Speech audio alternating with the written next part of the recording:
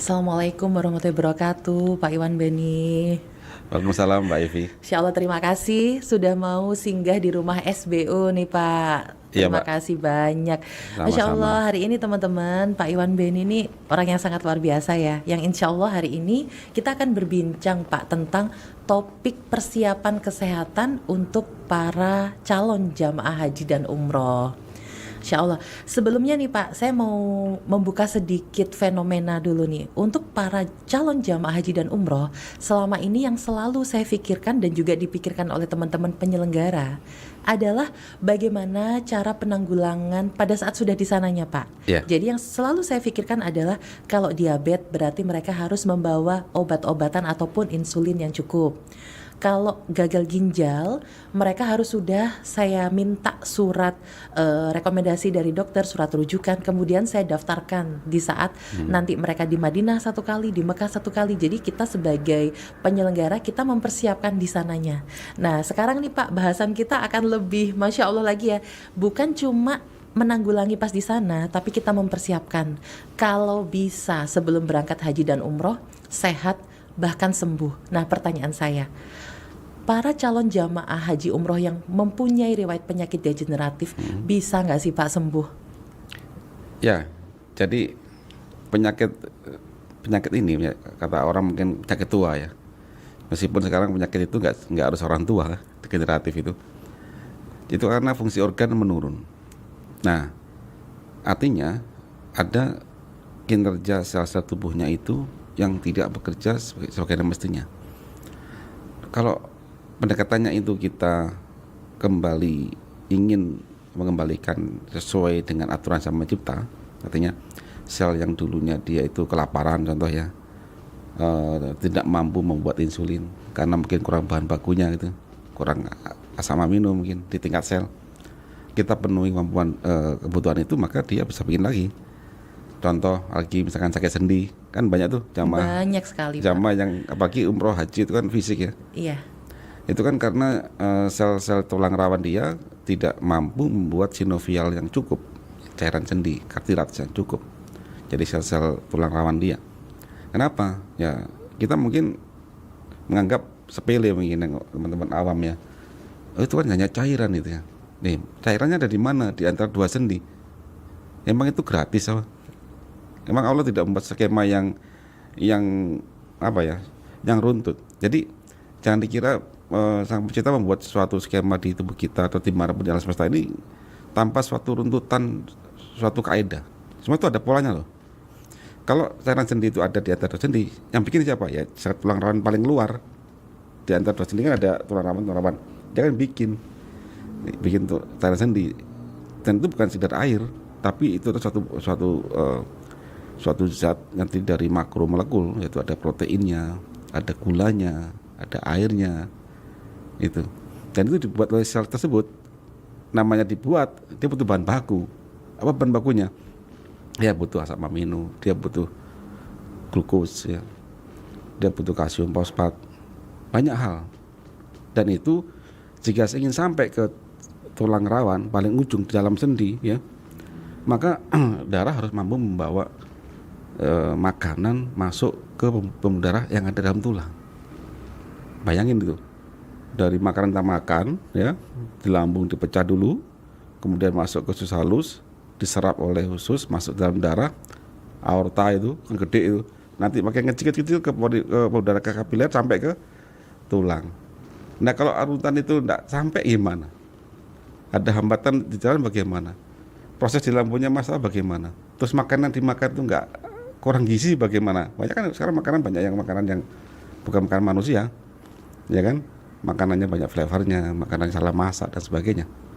Jadi ini pada saat kita sudah mau belajar tentang manusia seutuhnya, kita penuhi aja kebutuhan sel tersebut, ya.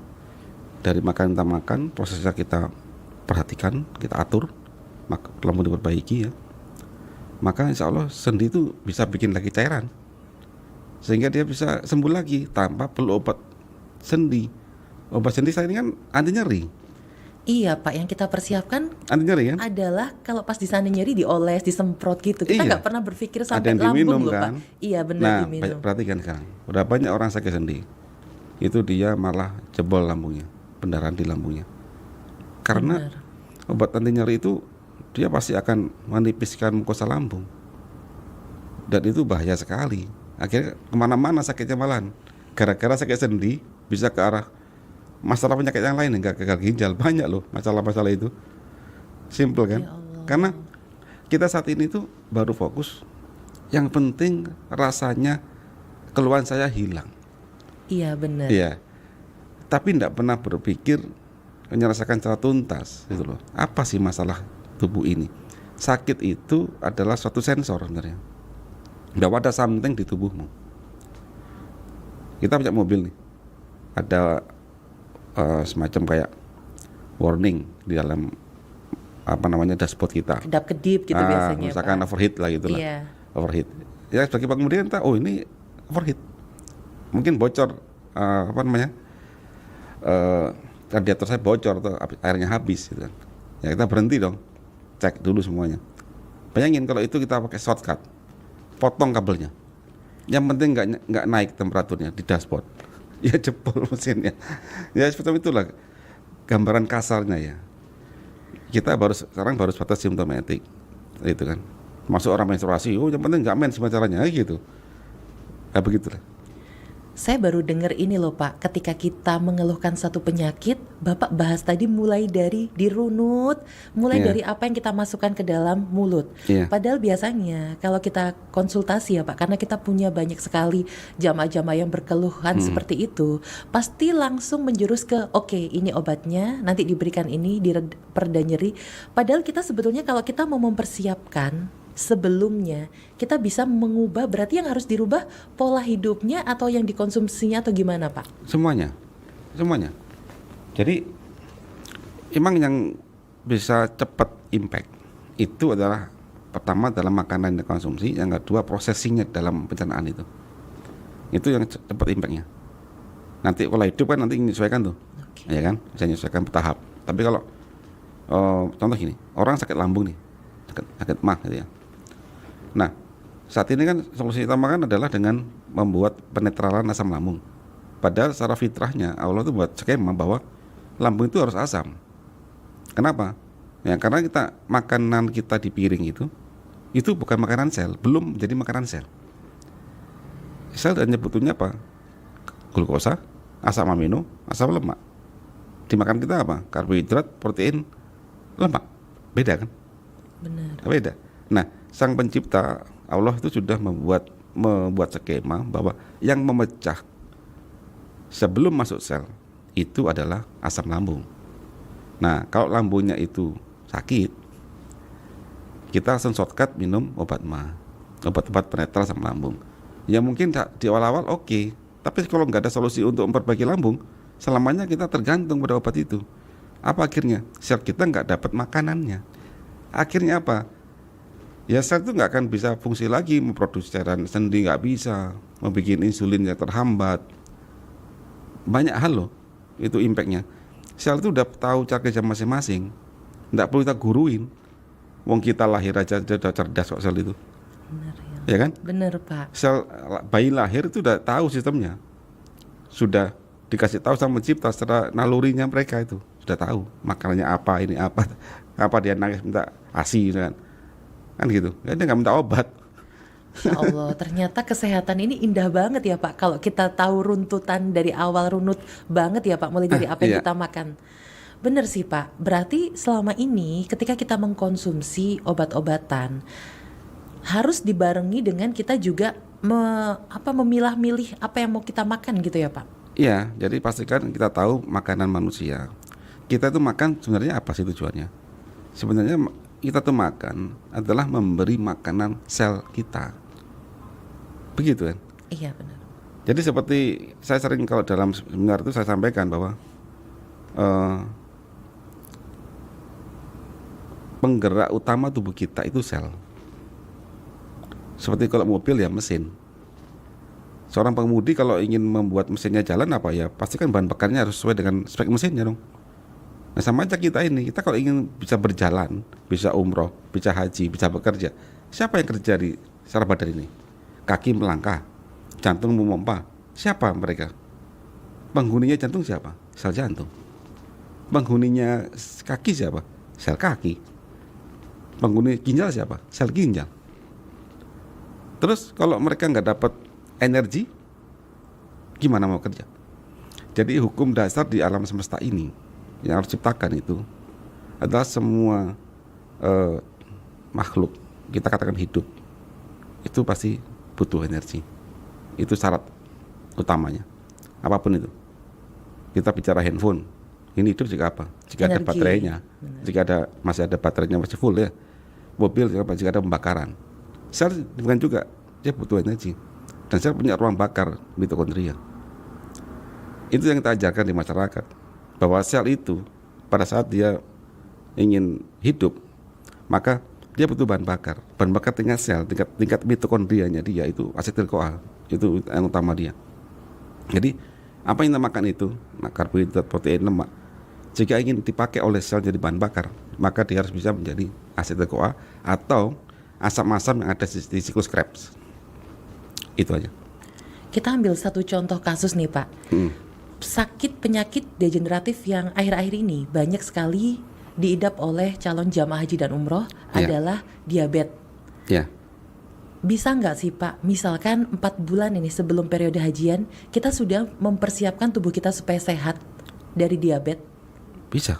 Dan kami banyak memandu pasien-pasien diabetes itu dalam waktu 4 bulan. Jadi kita kembalikan semua fitur tubuhnya, di mana gula dia itu bisa masuk ke dalam sel. Jadi problem diabetes itu hanya karena gulanya nggak masuk dalam sel. Kenapa? Karena reseptor insulinnya bermasalah atau insulinnya kurang. Dua itu aja. Jadi kalau ini sudah kita benahin, telinga sel itu yang awalnya tertutup akibat suatu zat, ya dalam kajian kami ada zat itu, kita bisa bongkar dia, maka reseptor insulin itu akan sensitif lagi, sehingga dia mendengar perintah dari pankreas berupa insulin, sehingga gula bisa masuk dalam sel. Udah sembuh nanti dia dalam waktu 4 bulan. Ini benar-benar kayak memberikan angin segar untuk teman-teman yang mau berangkat haji umroh. Berarti mereka ada ya Pak kesempatan untuk sembuh, untuk bisa sehat saat haji dan Ya umroh. minimal 4 bulan dah kita akan pandu ya. Jadi karena ini teman-teman haji umroh ini tamu-tamu Allah kan. Jadi kalau mereka bapak atau ibu pingin mendapat panduan, ya kita bisa pandu dengan tim-tim dokter kami. Masya Allah, ini teman-teman banyak Pak yang masih belum mengenal Bapak ini. Bisa dijelaskan Pak secara singkat Bapak beserta sistem Karnus yang luar biasanya untuk penderita diabetes dan penyakit-penyakit degeneratif yang lain. Jadi kami ini dari konsep Karnus, Mbak Evi ya. Jadi konsep Karnus apa sih? Yaitu suatu metodologi dasar yang mempelajari dan mengembalikan cara kerja tubuh manusia, mulai dari tingkat sel hingga aktivitas tubuh manusia sesuai dengan algoritma sang pencipta. Jadi kita ini kan makhluk ciptaan. Setiap ciptaan pasti disematkan aturan. Handphone ciptaan. Kalau saya beli handphone ini, maka saya harus ikut aturan pembuat handphonenya. Saya pakai Android, ya saya harus pakai Android cara pikirnya. Saya pakai Android tapi saya pakai cara pikirnya iPhone, ya nggak jalan. Begitu. Nah manusia pun sama juga. Manusia ini ciptaan. Dan kalau begitu Allah sudah menciptakan aturan di tubuh kita. Jika kita pelajari, nah Karnus ini mengangkat algoritma itu secara runtut, sehingga puzzle-puzzle ilmu yang tercecer-cecer dari mulai fisika, kimia, biologi, biokimia sampai kedokteran itu tercerai-berai. Kita kan satukan, runtutkan. Karena Allah itu membuat pola emang. Semua itu ada dasarnya. Tidak bisa kita, Allah itu maha berkehendak ya. Begitu kita mencari sesuatu itu pasti ada logik di situ. Dia maha pembuat skenario Allah itu. Di situ. Coba cari satu apapun ya, kecuali itu mukjizat ya. Beda.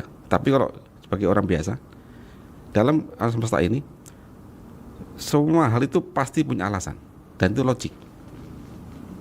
Termasuk dan pola. Sakitnya seorang manusia ya Pak. Betul. Manusia itu kan kalau gini. manusia itu, sel manusia itu bisa berimpact atau berubah, terdolimi tanda kutip ya, akibat kita sendiri. Lewat mana sih? Pertama, lewat mulut kita, makanan kita. Kita nggak tahu makanan manusia, gitu. Makanan yang memang bisa diproses oleh sistem kita sehingga diterima oleh sel. Kita nggak tahu itu, kita langgar. Yang kedua, kita hirup. Yang ketiga, kita tempel. Oke. Kita tempelin, ya kan. Jadi termasuk makanan kan, zat yang masuk ke mulut bukan cuma makanan ya, termasuk juga obat-obatan dan sebagainya ya, zat yang masuk ke dalam mulut. Yang keempat adalah sesuatu lingkungan di mana kita tertembus oleh gelombang elektromagnetik. Nah, yang kelima baru kita pikiran. Pikiran itu yang kita tidak pernah selesai atau menerima suatu ketetapan. Contoh ada masalah yang nggak pernah selesai berulang-ulang. Pikiran kita kan terus berpikir terus, ya kan? Contoh masalah dengan mungkin orang tua, dengan teman atau apa, tapi nggak pernah ada penyelesaiannya. Itu akan terjemahkan ke dalam sistem perintah hormonal kita, nggak pernah seimbang. Mestinya contoh gini, orang itu sering dengar kata-kata kortisol ya, sering ya. Kalau kita bicara stres pasti naik kortisolmu gitu ya. Iya. Kortisol seolah-olah itu jelek seolah-olah begitu. Padahal ya enggak juga. Tanpa ada kortisol, saat Mbak Evi ketemu ular misalkan di jalan, loncat nggak? Loncat Pak pastinya. Loncat, atau ada kereta lewat atau pasti loncat refleks. Itu kortisol bermain. Berarti kalau kita juga kortisol kita nggak berfungsi bahaya juga. Bahaya Pak? juga. Flat gitu ya Pak. Flat.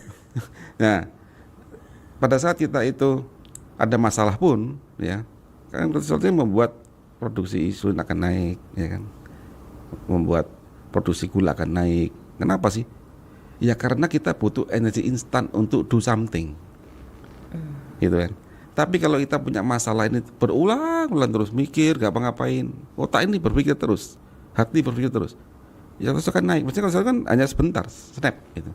Tapi ini muter, nggak tahu penyelesaiannya. Gula numpuk, insulin numpuk, hiperinsulin dan sebagainya, liver kerja keras. Sampai kapan? Ya sampai masalah Anda nggak selesai. Akhirnya kan sakit, tidak seimbang. Nah, Berarti gitu. calon jamaah haji dan umroh ini punya PR yang banyak banget ya Pak. Sebenarnya sih enggak banyak banget. Kalau itu dirunutkan dalam 6 langkah konsekuensi itu mudah. Nanti perbaiki lambung di kanus ya. Atau perbaiki lambung, kita lapisi lambung itu. Kemudian kita ambil grup-grup logam berat dari makanan yang masuk ke dalam darah kita. Kita punya caranya. Yang 2 dan 3 itu adalah konsumsilah makanan manusia, hindari makan dimodifikasi. Ya kan? Wah, itu yang 2. enak Pak. Nah, enak makanya tadi pada saat kita memahami bahwa kita makan itu dalam memberi makanan sel, kita akan tahu bahwa sesuatu yang ada di lidah itu belum tentu menjadi makanan sel. Makanya kami ajarkan dalam cooking class, di situ ada cooking class. Kemudian yang keempat kita bakar plak. Yang kelima kita dekatkan diri kepada Sang Pencipta dalam konteks bahwa kita sadar bahwa ini ciptaan. Ini ciptaan yang diberi akal untuk membantah gitu loh, ya kan, dan menerima kan. Hanya 2 itu kan kasih akal. Kalau binatang nggak ada akalnya, kita bisa denial kan gitu. Nah, kita ini memahami bahwa kita ciptaan, kita terima betul apa yang terjadi, ya sudah terima, kemudian minta maaf, maafkan, itu bersyukur, gitu kan. Yang terakhir, yang keenam, berjemur, olahraga, kemudian terapi refleksi, otot punggung, dan juga boleh biomekanik kali badan itu kayak teman-teman ada di PAZ itu boleh, kan banyak terapi itu supaya tubuh itu bisa kembali lagi. Ya 6 itu kita lakuin.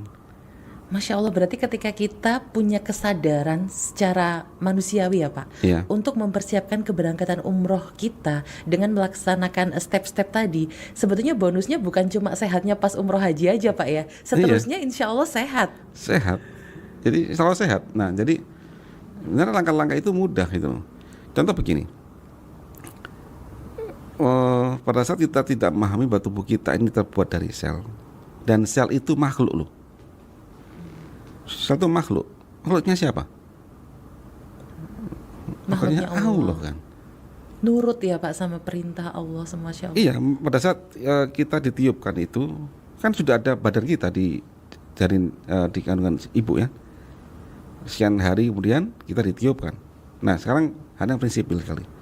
Pada saat kita ini di dunia ini, apakah Mbak Evi bisa memilih Mbak Evi itu lahir dari rahim siapa? Nggak bisa. Nggak bisa. Nggak bisa milih kita itu.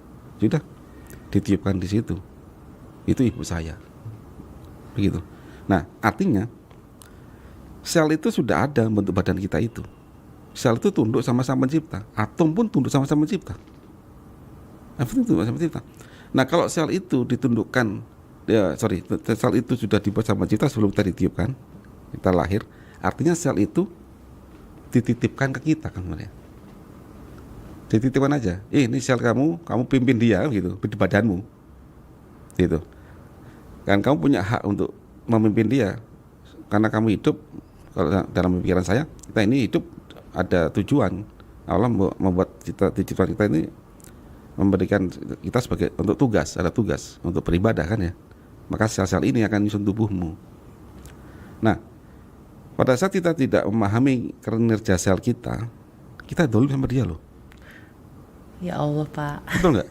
Saya mulai bisa ini loh Pak, sudah mulai bisa memahami. Nah, sekarang gini. Jika kita berpikir ini tanganku, kakiku, gitu ya. Serah gue dong, mau tak apain. Ya saat ini nurut sama kita ini, nurut. Nanti bukti bahwa ini bukan milik kita, dia loh bisa bersaksi. Ya Allah, iya Nah, Pak. dan dia punya DNA loh, dan dia bisa mencatat dengan skema epigenetik. Nanti kalau Mbak Evi belajar tentang DNA, nanti terbukti tuh lagunya Krisya itu, ketika Tangan berkata. Pak saya merinding Pak. Loh enggak, saya menyampaikan aja. Bener-bener. Saya dari tadi saya mikir gini loh Pak. Selama ini saya kan overweight ya Pak.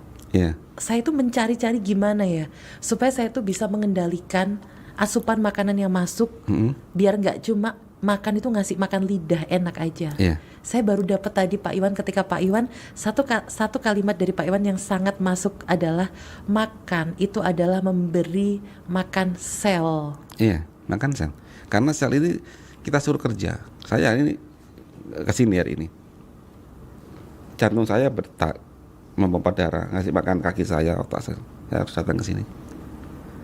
Kalau sel ini nggak dapat haknya, kan saya paksa, dia bisa aja kayak orang diabetes kan, dipaksa masih bisa, sampai semuanya legrek semua, nggak mampu lagi semua, gitu. Dan pada saat sel itu diperintah itu dia mencatat loh dalam DNA dia. Nanti tinggal sama Allah itu akan ditulis ulang di Lauh Mahfuz itu. Nanti mungkin Lauh Mahfuz ya mungkin ya. Karena saya lihat di DNA itu kode DNA itu pada saat Anda rangsang sesuatu, Anda suruh sel itu ngapain, maka dia akan mencatat. Hari ini kodenya ini, jam sekian. Banyak hal nanti kalau Mbak udah bicara tentang teori kuantum ya, nanti akan kelihatan bahwa waktu itu nisbi. Waktu itu bisa lambat dan cepat. Tentang relativitas kuantum itu. Pada saat kita bergerak cepat itu jam biologi melambat. Melambat. Banyak hal yang belum kita kuak sebenarnya di alam semesta ini. Tapi makin kita kuak ya, nanti kita akan tunduk bahwa iya.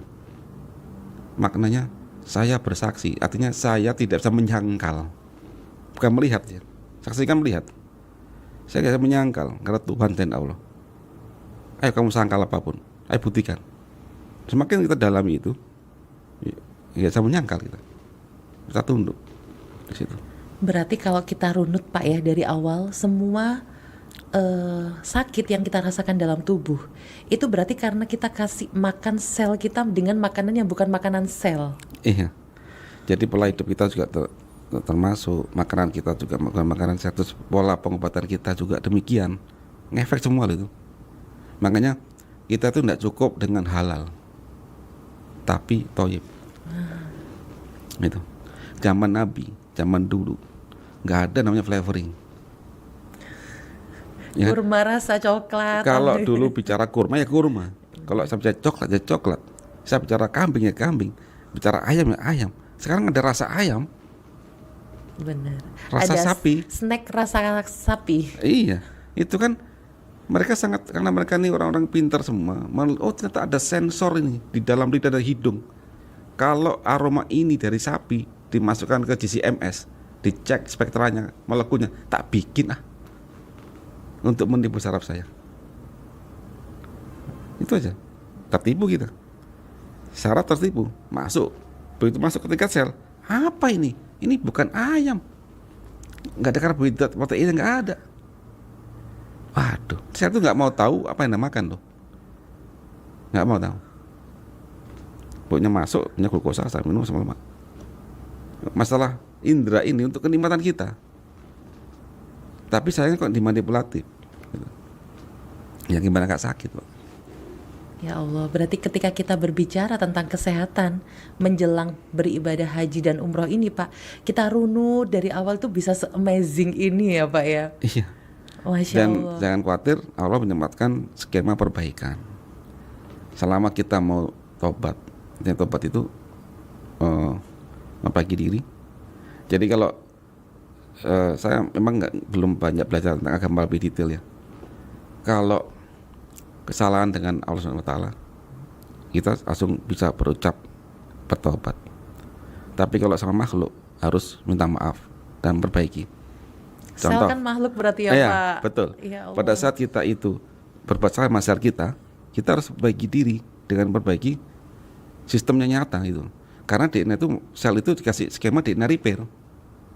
Makanya bisa menghapus catatan itu. Bisa. Waktu kita bicara epigenetik, asal Anda mau menghapusnya, tapi menghapus bukan cuma ucapan.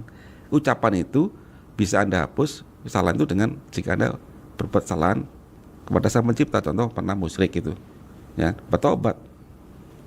Itu. Tapi kalau salah dengan orang, utang aja, utang aja. Hutang bayar hutang kan gitu. Benar. Nggak bisa hanya minta maaf, nggak bisa. Kecuali dia meridhoi. Berarti kita punya hutang nutrisi untuk sel-sel kita ya Pak? Berbuat salah juga. Saya itu ngeplai sel juga, contoh dengan obat-obatan yang nggak bener. Aduh, iya. Contoh begitu ya. Dengan obat pemacu misalkan, atau makan makanan yang bukan makanan manusia, dikasih pengawet, pewarna, kosmetiknya itu dikasih pemutih. Kasihan loh sel itu. Jadi sel itu kalau saya bahkan dia itu berusaha untuk hidup, untuk mensupport tugas kita, tapi satu sisi dia itu kita pukulin gitu. Tapi dia nggak bisa ngomong. Aku harus mensupport kamu. Kamu zalim sama saya ya tak lakuin sampai mati gitu. Ini benar-benar angin segar Pak untuk teman-teman yang mungkin sekarang Allah uji dengan sakit penyakit-penyakit degeneratif. Ketika kita mau bertobat, pertama berarti bertobat, terus kita minta maaf sama sel-sel kita ya Pak. Iya. Lalu kita bukan cuma minta maaf, sama halnya seperti orang berhutang, Iya. tapi kita juga harus membayar Memperbaiki. hutang dan memperbaiki dengan nggak utang lagi, gitu ya Pak. Iya. Berarti ya analoginya Analoginya seperti begitu. itu ya. Betul. Oke, saya sudah mulai dapat nih Pak. Masya Allah, berarti saya pun setelah ini punya pikiran bahwa ketika ada jamaah yang sakit Pak, bukan cuma kita bawakan obat, tapi selagi masih ada waktu kita ajak bareng-bareng untuk meminta maaf kepada sel dan memperbaiki. Iya. Ini nanti efeknya bukan cuma sehat pas hajian, tapi juga sehat untuk kedepannya. Betul. Nggak ada ruginya ya Pak, orang sehat ya, Masya Allah. Begini, haji dan umroh itu kan ibadah. Iya. Salah satu ibadah. Mungkin kita haji mungkin setahun sekali, setahun sekali kan, nggak mungkin setahun 2 kali. Iya. Umroh bisa berkali-kali. Kita pakai perbandingan haji sekali dibanding 360 hari. Memang 360 hari yang sisanya itu bukan ibadah. Ibadah. Mengajar, memberikan Mbak Evi memberikan edukasi, kan ibadah itu. Ibadah. Kalau sakit gimana? Nggak bisa. Ya sudah. Jadi kalau kita sehat, berusaha sehat, insya Allah ibadah kita juga lebih lancar itu. Dan juga haji dan umroh ini memang ibadah fisik Pak. Iya. Jadi kalau kita memang kondisi kita memang sudah tidak memungkinkan, itu emang di sana akan sangat berpengaruh. Iya betul. Berarti memang membuat tubuh ini harus semangat sehat ya Pak ya. Iya. Masya Allah, luar Harus biasa. sehat. Berarti tadi kalau untuk penyakit gagal ginjal Pak gimana? Sama juga gagal ginjal. Nah kalau gagal kan memang sudah ada yang sampai butuh bantuan alat dulu, ya kan? Ya sudah tepat tadi Mbak Evi membookingkan cuci darah di Mekah Madinah sudah tepat. Nah, sebelum itu berangkat ya kita coba perbaiki supaya sel ginjal ini bisa berfungsi meskipun tidak langsung instan, karena kalau ginjal itu lebih lama. Oke. Jadi kreatinin dari angka 6 kita bisa turunkan ke angka 4, 3 itu. Dari EGFR 13 nanti dia bisa naik ke angka 20 dulu. Itu long journey kalau udah kena ginjal itu. Tapi ada nggak Pak historinya yang sudah sembuh dari gagal ginjal sampai cuci darah akhirnya nggak cuci darah lagi? Ada beberapa yang sudah Allah berikan kesembuhan, itu sudah ada. Alhamdulillah, berarti itu makin membuktikan bahwa setiap sakit pasti akan ada obatnya ya. Betul. Masya Allah, itu tadi untuk penyakit-penyakit degeneratif berarti harus kita runut dari awal, kita perbaiki apa yang kita makan dan juga lifestyle seperti yang tadi Bapak Iwan sampaikan ya Pak. Lalu Pak, yang kedua nih selanjutnya adalah problemnya ibu-ibu nih Pak. Termasuk saya dan juga jamaah-jamaah wanita lain. Pasti kalau dari kesehatan nih Pak, hal yang paling sering saya terima pertanyaan dari calon jamaah haji dan umroh adalah, Mbak Evi, bagaimana cara untuk menunda haid? Sebetulnya dari kesehatan Pak, boleh nggak sih Pak kita menunda haid? Kita jujur apa adanya ya. Jujur Pak. Yang membuat haid itu siapa? Allah. Ya sudah. Kalau kita menunda dia, kita berarti nggak ridho sama ketetapan Allah. Iya, melanggar nggak? Iya. Zalim nggak? Zalim Pak. Ya sudah. Itu aja secara agama. Itu secara kita nalar lah. Iya. Karena saya yakin wanita itu tubuhnya sudah disetting begitu dan nggak bisa milih kan? Itu fitrahnya begitu. Fitrah. Benar. Nah, pada saat seorang wanita dari H0 menstruasi ya kan biasanya 7 hari ya sampai H28 setelah H ke-7 dan sampai H ke-28 jika ada pembuahan sperma masuk, ada pembuahan, maka di situ akan ada perintah untuk tetap rahim itu terus berkembang karena ada calon bayi di situ. Maka dia kan nggak mens lagi, iya, ya kan? Kemudian akan ngasih tahu ke payudara untuk persiapan nih, kamu akan punya baby kan gitu, nanti mulai tumbuh, persiapan ASI, ada prolaktin dan sebagainya. Itu skema begitu skemanya. Nah, pada saat kita ini menunda mens, kita bisa meniru skema itu dengan obat. Dan cara apa? Dibuat seolah-olah hamil. Makanya dikasih hormon itu. Nah, pada saat seseorang tadi hamil itu hormon yang muncul adalah progesteron. Jadi pada saat seseorang tadi itu mulai setelah bersih menstruasi sampai H28 itu kan dia ada hormon progesteron yang akan memerintahkan endometrium itu menebal, ya kan? Pada saat nggak ada pembuahan, maka progesteron ini akan stop. Begitu stop, maka dinding rahim tadi akan luruh, jadi darah menstruasi. Itu skemanya. Pada saat ada sperma masuk, ada zigot, ya, ada embrio di situ. Ini progesteron tahu, dia kan bikin terus progesteron, hormon itu kan bikin terus, maka nggak akan ada menstruasi. Tapi pada saat kita ingin menunda mens, ya kita kan minum obat-obat hormon tadi, progesteron, sehingga pada H28 tetap ada progesteron itu. Mestinya sudah nggak ada lagi kalau nggak hamil. Luruh seharusnya. Hanya luruh, nggak ada progesteronnya. Tapi ini kasih obat progesteron, kan begitu. Sehingga seolah-olah Anda sedang hamil. Oke, berarti secara tidak langsung tubuh kita ditipu ya Pak, dengan hormon buatan tadi. Iya, dan hormon buatannya itu lebih poten dibandingkan hormon buatan corpus luteum kita di tubuh kita, gitu aja. Dia lebih poten, lebih manjur gitu loh, langsung ngasih tahu ke rahim untuk bikin rahim terus, karena ini hamil, padahal itu fake gitu. Berarti juga ngasih instruksi ke payudara untuk persiapan menyusui. Iya. Gitu. Nah begitu Anda setelah selesai ibadah, kan tidak minum lagi, ya langsung nanti bingung tuh subuh, loh kok hilang ya? Kemana?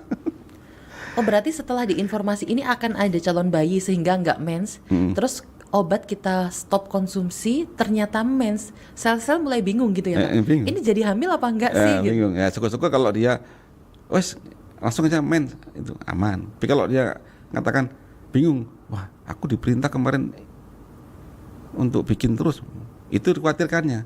Dia bikin terus, bikin tumbuh terus. Berarti intinya gini Pak, ketika sel itu tadi sudah bingung, bahkan setelah kita menyudahi minum obat itu tadi, tubuh masih nggak mens gitu ya Pak? Berarti masih mempertahankan nggak mens? Bisa mens ada. Bisa juga ada yang nggak mens. Yang nggak mens itu tadi berarti selnya masih percaya sama itu tadi. Ya. Oh, ini mau hamil gitu ya Pak? Mau hamil. Terutama yang dikhawatirkan adalah di payudaranya. Pak, jadi ini sebetulnya mengingatkan saya dengan kisah haji saya beberapa tahun yang lalu. Ini boleh sekedar sharing ya Pak? Iya. Jadi di 2023 saya punya teman haji satu kamar 4 orang Pak. Lalu karena haji itu durasinya lama, kita mengkonsumsi obat penunda datang bulan dalam jangka waktu yang lama. Yang otomatis pastinya lebih dari 20 hari. Nah di hari yang kesekian kita mulai sadar akan satu fenomena aneh Pak. Yaitu kita mulai kehilangan kemampuan pendengaran kita. Atau kata kasarnya budek lah Pak ya. Budek. Iya, jadi kita mulai kalau ngomong teriak-teriak, tapi kita pertama nggak sadar Pak. Lalu lama-lama ketika kita sudah capek teriak-teriak, kita lagi ngumpul berempat, kita akhirnya menyadari, ini kita kok bisa ya budek semua. Kenapa ini? Lalu pada saat itu bebarengan salah satu anggota kamar kita sudah HP-nya alarmnya berdering, tring tring tring tring, waktunya minum obat penunda, karena kan itu harus teratur tuh Pak jamnya. Ya kan. Nah di situ dia minum Pak. Terus di situ jatuhlah satu kertas yang ada di dalam box itu. Dan karena kita lagi ngobrol bareng, nggak sengaja si teman sekamar saya tadi baca Pak kertasnya. Ternyata yang kita baca Pak, obat ini bisa menyebabkan gangguan pendengaran. Oh iya. Wih, kita terpukul banget Pak.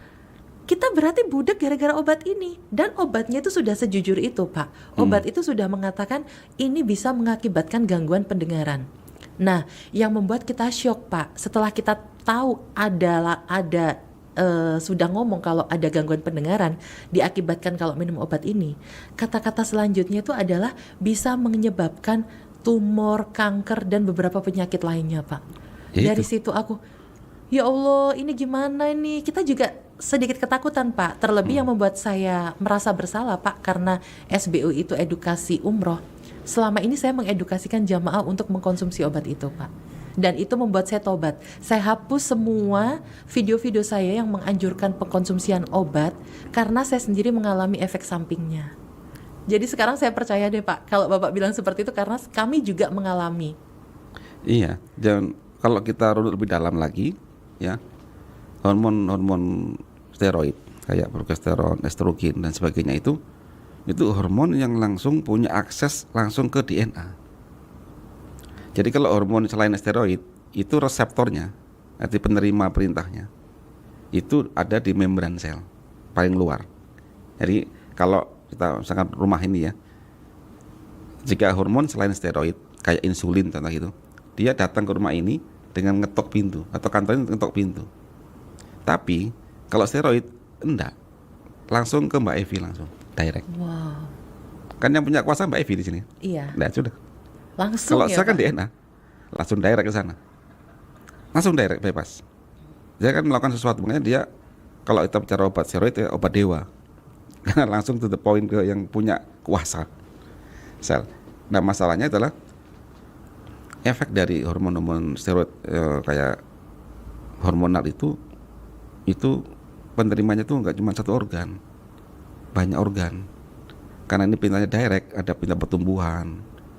Contoh gini, waktu ada apa namanya pembuahan di rahim, kan progesteron akan terus ada, ya, ngasih informasi ke rahim bahwa ini ada janin. Janin pun ngasih hormon juga, aku ada di sini, gitu. Maka terus berjalan nih, hormon pertumbuhan progesteron akan untuk membangun rahimnya. Sekaligus dia ngasih tahu ke yang lain. Bisa ada progesteron pada H28, 29, 30 dan sebagainya sampai mulai 1 bulan ya.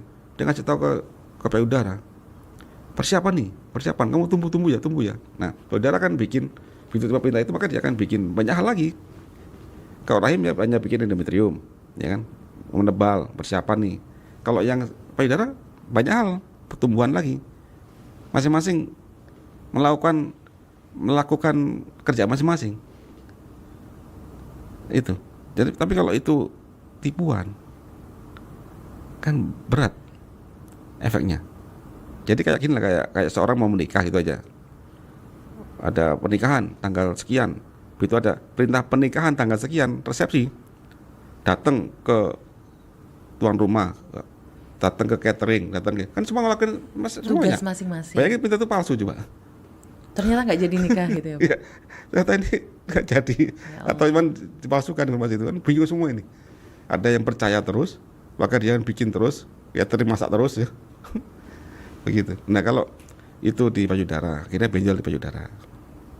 Meskipun itu tidak semuanya begitu, tapi ini kita bicara faktor risiko kan.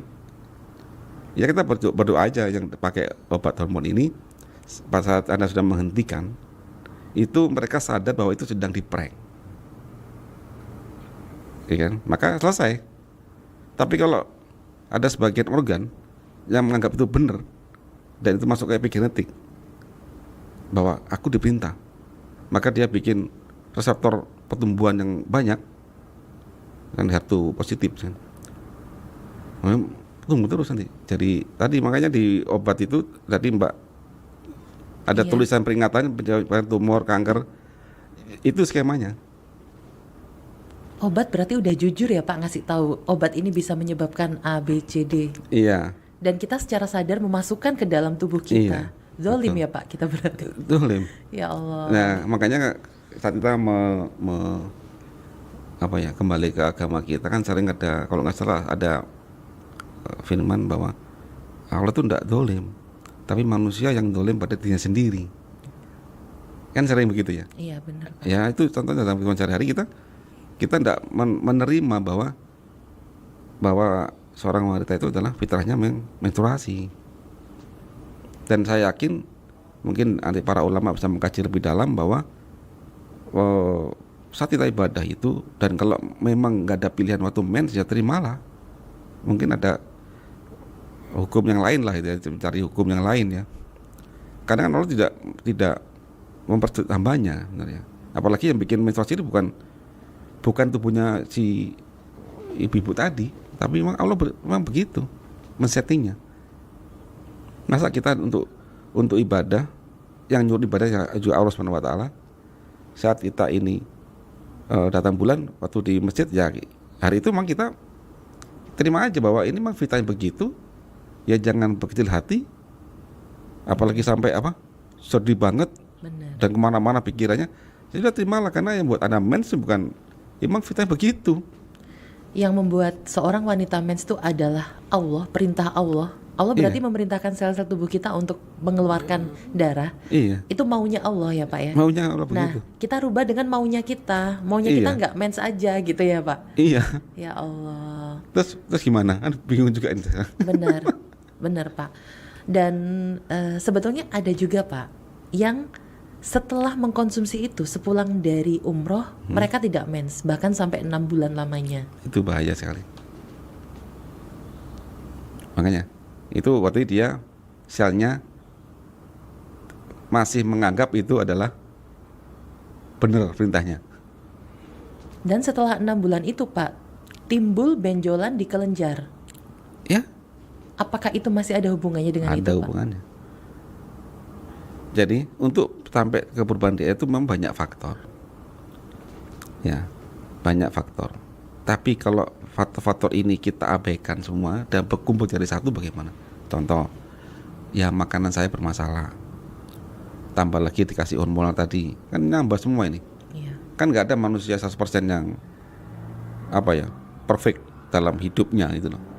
Apalagi sekarang pengetahuan sekarang kan orang nggak paham tentang cara kerja tubuh manusia. Banyak melanggar kan, gitu. Flavoring di mana-mana, gitu. Obat-obatan juga dilegalkan, bahkan diresepkan, gitu kan. Nah, pada saat semua faktor tadi ngumpul dan itu masuk ke menjadi pemicunya, ya terjadi macam itu.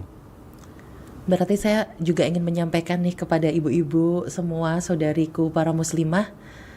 Setelah saya sendiri Pak mengalami hal itu di musim haji, itu seperti membuka pikiran saya bahwa ini nggak benar, penggunaan obat ini nggak benar. Cuma memang Iya. untuk menyuarakan hal ini Pak, saya memang merasa saya masih terbatas ilmu pengetahuan saya, sehingga yang bisa saya lakukan adalah menanyakan hal ini sesuai dengan fikih kepada para ustadz dan ustazah yang lebih berilmu. Dan Iya. mereka pun mengatakan bahwa sebetulnya haid itu adalah fitrah Mbak Evi, dan bahkan di zaman Rasul pun sudah ada contohnya, ada kok yang saat haji itu menstruasi dan itu tidak dilawan dan juga tidak berusaha untuk ditiadakan menstruasi itu. Jadi tugas terbesar kita sebagai seorang hamba Allah adalah ridho dengan takdir dan ketetapan Allah. Salah satunya adalah dengan cara ridho teman-teman dengan jadwal memang yang haid yang sudah Allah berikan. Iya, saya setuju itu, sangat setuju. Makanya kalau banyak alim ulama yang mengkaji ini, sehingga jangan dipersulit lah, apalagi memanipulasi diri ya, tubuh ini. Karena ibadah kita ini, umroh dan haji ini bisa dihitung lah setahun berapa kali dibandingkan ibadah harian nanti di tanah air. Ibadah mengajar, ibadah untuk bertanggung jawab pada keluarga, kan ibadah semua itu, selain sholat ya, karena sholat itu wajib. Ini kalau ini kita sampai sakit, ini kan terhambat semua ini ibadah kita, mengorbankan keinginan kita pingin tidak menstruasi.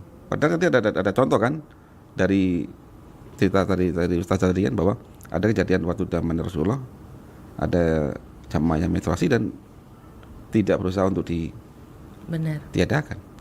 Berarti solusinya nih Pak, sebetulnya kita para perempuan bisa memilih mungkin ya untuk umroh tanggal-tanggal yang tidak berbarengan dengan tanggal kita menstruasi. Iya, itu aja. Tapi itu ada problem juga Pak, untuk orang-orang seperti saya yang punya jadwal menstruasi yang tidak pasti. Tidak pasti. Berarti itu problem ya Pak, jadwal menstruasi tidak pasti. Ada problem itu. Wah. Makanya coba dirunut. Siap.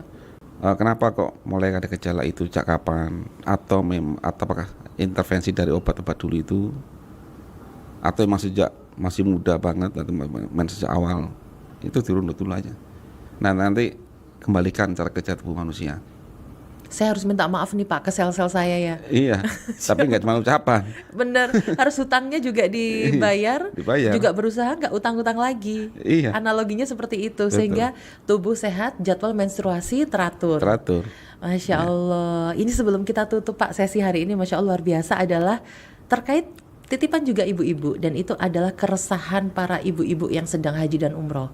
Fenomenanya Pak sekarang adalah saya tuh susah sekali mengingatkan jamaah saya untuk nahan dulu pada saat di sana. Setelah ihram kan kita ada beberapa larangan Pak, untuk tidak menggunakan sunscreen. Yeah. Kenapa saya sarankan untuk tidak menggunakan selama ihram? Karena ada larangan untuk tidak mengenakan wewangian. Sementara sunscreen itu kadang lebih banyak ada perfume dan juga alkoholnya. Nah, ibu-ibu ini kenapa sih Pak? Zaman sekarang kok takut banget nggak pakai sunscreen? Katanya kalau nggak pakai sunscreen bisa menyebabkan kanker kulit. Nah, sunscreen lalu sunblock itu memang sepenting itukah Pak untuk ibadah haji dan umroh? Tadi saya terkritik ucapan dari Mbak Evi, karena ada larangan ada parfumnya. Iya. Dan nanti orang bikin loh sunscreen no parfum. itu loh bagaimana setan itu berusaha membuat kita melawan aturan tersebut ya. Jadi hal yang penting pada saat kita ini, kenapa orang itu tertarik untuk pakai sunscreen dan sebagainya itu, karena dia takut hitam. Oke. Itu fakta begitu kan? Iya. Jujur aja lah. Jujur Pak, berarti nggak ridho dengan yang Allah berikan ya? Iya. Nah, Ya Allah. mereka itu terpaksa harus pakai sunscreen. Pertama termencet, nanti itu putih. Akhirnya mereka terjebak pada saya harus putih. Akhirnya apa? Dia melawan itu aturan Sang Pencipta. Allah itu menyematkan matahari di negara kita di tropis ini dan di alam semesta ini ya, itu sebagai pemutar energi kehidupan. Kalau Mbak nanti Evi belajar, kehidupan alam semesta ini adalah elektron yang dibutuhkan. elektron ditukarkan, dialirkan. Listrik ini elektron mengalir, listrik itu. Nah, dalam kehidupan ini ya, di mana air itu akan menjadi karbohidrat, protein, lemak dengan CO2 itu akibat H2O itu dari akar itu dibawa ke daun, dipecah oleh elektron yang ditendang oleh cahaya matahari. Nah, kalau UV itu, jadi UV yang menendang itu. Jadi UV itu bisa menendang elektron, meloncarkan elektron untuk memecah suatu molekul. Kalau begitu, kita lihatlah semua makhluk hidup ini kan terbuat dari molekul-molekul senyawa-senyawa, ya kan, DNA dan sebagainya, karbon, hidrogen, oksigen, nitrogen dari kata satu konformasi. Nah, kalau itu kena UV dari matahari, pasti mereka tercerai-berai juga. Makanya Allah bikin senario. Kalau nggak ada matahari, nggak ada kehidupan. Maka Allah bikin senario. Kalau gitu makhlukku yang lain tak kasih tameng. Tabir surya dari matahari buatan Tuhan sendiri. Apa namanya? Pigmen. Berarti justru sawo matengnya kita, Itu kuning pigmen. langsat, itu melindungi kita dari Iya. UV tadi ya Pak. Betul. Buatan Allah. Buatan Allah. Malah mau kita hilangkan ya Pak. Begitu Anda pingin putih, karena yang datang artis Korea, Jepang, karena dulu Eropa ya, bule-bule ya, mereka emang cahaya mataharinya kan nggak seperti di kita. Kita berapa jam? 12 jam ya, jam 6 sampai jam 6 ntar gitu ya. Matahari banyak gitu. Nah, makanya dikasih pigmen itu kita lebih coklat, hitam manis lah gitu ya. Tapi kita pingin putih. Terus gimana caranya? Manusia nggak habis pikir, makin tahu makin berpolah mereka. Dibikinlah stigma cantik itu putih. Berkasih solusinya, kita tutup itu reseptor UV. Jadi kulit kita ini udah punya reseptor. Begitu saya kena matahari, dia tahu, ada sensornya. Ngasih tahu langsung, dia begitu tahu ada matahari, maka dia kasih tahu sel melanosit untuk bikin pigmen. Kita jadi hitam manis. Kalau Anda kasih pemutih, maka sensor itu sampai ke sistem pembuatan pigmennya dibungkam. Putih kan? Nah, mereka lalu beranggapan kalau gitu supaya matahari nanti itu karena sudah diblok pigmennya, nanti tak kasih sunblock dari logam berat titanium dioksida. Yang kedua sunscreen dari dioksibenzon. Dan itu masalah itu. Berarti sunscreen itu adalah tameng yang kita buat untuk melindungi problem yang sebetulnya problemnya itu kita buat-buat sendiri Pak. Iya. Anda bikin sendiri, Anda bikin tameng sendiri, seolah Anda jadi Tuhan itu loh. Ya Allah. Nah, begitu nanti sekuat apa sih buatan Anda itu? Terus aman apa sih? Nggak pernah berpikir ini kulit punya pori-pori, masuk dalam darah. Udah cek itu sunscreen, isinya apa struktur kimianya, berapa banyak dia masuk, dia larut dalam minyak, masuk dalam darah, masuk ke liver, ngapain aja dia. Udah begitu aja dibikin, tinggal tunggu waktu aja kok. Jadi makanya kenapa makin banyak wanita kena cancer? Karena tadi ketambahan polanya sendiri juga. Ditambah lagi tadi tambah menstruasi dihambat, makanan pula. Ini banyak faktor ini. Tinggal mana yang pada titik terlemah itu muncul. Makanya kalau kita tahu ilmu ini kan otomatis kita bisa memilih mana yang nggak bisa kita hindari, oke, kita pasang pakai. Mana yang bisa dihindari, ya biarin. Ya Allah, Masya Allah ya Pak. Podcast kita hari ini bahas tentang kesehatan. Tapi sepertinya selesai podcast saya mau sholat taubat deh Pak. Ya Allah, mentobati ternyata selama ini tidak ridho dengan ketetapan Allah. Iya, makanya kalau cantik itu putih, kasihan dong orang-orang yang nggak putih. Mestinya yang nggak putih nggak punya suami dong. Bener. Putihnya apa? Masih punya suami kok mereka. Ya Allah. Masya Allah, terima kasih banyak Pak Iwan. Hari ini benar-benar membuka mata kita semua. Semoga setelah ini kita menjadi pribadi yang lebih ridho lagi dengan ketetapan Allah. Dan juga menjadi pribadi yang mau menjaga titipan Allah. Iya Mbak. Mau memperbaiki diri. Masya Allah, terima kasih Pak Iwan. Saya harap hari ini bukanlah podcast terakhir kita ya. Karena masih banyak sekali pertanyaan-pertanyaan yang ada di kepala kita. Iya. Terima kasih Pak Iwan atas semua ilmunya. Semoga bermanfaat semua teman-teman ya untuk para teman-teman calon jamaah haji dan umroh. Kita pamit dulu ya teman-teman. Assalamualaikum.